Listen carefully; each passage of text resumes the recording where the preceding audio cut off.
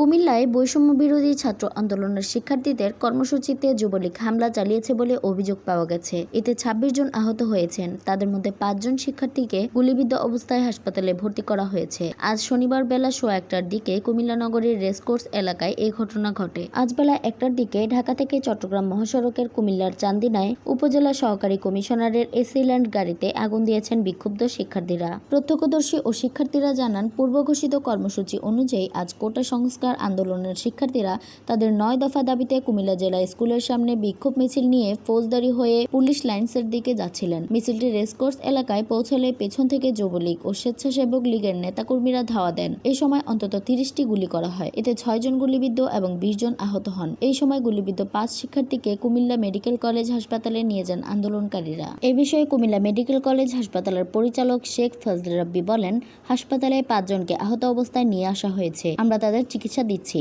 তারা গুলিবিদ্ধ হয়েছে কিনা তা এখনোই বলা যাচ্ছে না। বৈষম্য বিরোধী ছাত্র আন্দোলনের অন্যতম সমন্বয়ক জান্নাতুল ইভা বলেন, আমাদের অনেকে আহত হয়েছে শুনেছি। আমরা হামলার নিন্দা জানাচ্ছি। চান্দিনা উপজেলা সহকারী কমিশনার সৌম্য সরকার জানান, ঢাকা থেকে চট্টগ্রাম মহাসড়কের চান্দিনায় আমরা শিক্ষার্থীদের শান্ত করে ফিরিয়ে দিচ্ছিলাম।